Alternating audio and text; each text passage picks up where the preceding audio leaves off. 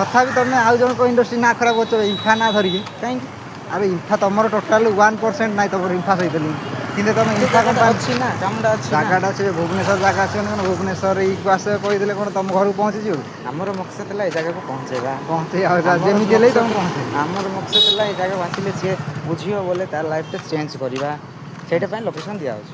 ଯଦି ସିଏ ଇମ୍ଫା କମ୍ପାନୀ ଯଦି ଯିବି କହିବ, ହଁ ଯଦି ସିଏ ଯାଇକି ସେଇଠୁ ବୁଝାବୁଝି କରିବ କ'ଣ ସିଏ ଅସୁବିଧା? ବୁଝିଲା ବେଳେ ସେତେବେଳେ ଆଉ କଣ ପାଇବ କି ତମେ ଇମ୍ଫା କହିଦିଅ ସେ ଇମ୍ଫା କଲା ବେଳେ ପାଇବ ତମକୁ? ସିଏ ଯଦି ୱାର୍କର କରିବା ପାଇଁ ଚାହିଁବ ବୋଲେ ଇମ୍ଫା କମ୍ପାନୀରେ ଯିବ, ଇମ୍ଫା କମ୍ପାନୀ ବୁଝିବ। ଆମର ଆରେ ଯଦି କେମିତି ଇଣ୍ଡଷ୍ଟ୍ରି ବୁଝିବ ତମେ ବା ତମର ଇମ୍ଫା ବୋଲି ଡାକିଛ ହେଲେ ସେଇଠୁ ଗଲେ ସେମାନେ କହିବେ ଆମେ କଣ ଡାକିଥିଲୁ କି ତମକୁ କହିବେନି ଇମ୍ଫା ବାଲା। ସେଇ କଥା ତ ଯଦି ସିଏ ଯଦି ସେଇଟା କରିବା ପାଇଁ ଚାହିଁବ ବୋଲେ ସେଇଟାକୁ ଯିବ ସେଇଟାକୁ ବୁଝାବୁଝି କରିବ। ହଁ ଆମ ସେଇଟା ସହିତ ଆମର ମକସଦ ଥିଲା ବିଜନେସ୍। ହଁ ବୁଝୁଛନ୍ତି ବିଜନେସ୍ ତ ଠିକ୍ କରୁଛ ଯେ କିନ୍ତୁ ଆଉ ଗୋଟେ କମ୍ପାନୀର ନା ଇମ୍ଫା ଇଏ ଆରେ ସିଏ ଭାଇ ନା ସେଇ ଦେଇକି କଥା ବାର ବାର କାହିଁ ପଚାରୁଛ? ନାଇଁ ସେଇଟା ଅଛି ଜଣଙ୍କ ସତ କଥା ପାଇଁ ସେଇଟା ଲୋକେସନ ଦିଆହଉଛି ହଉ ବୁଝିଲ। ତମେ ବିଜନେସ୍ କର ଆଉ। ନାଇଁ ସେମିତି କିଛି ନାହିଁ।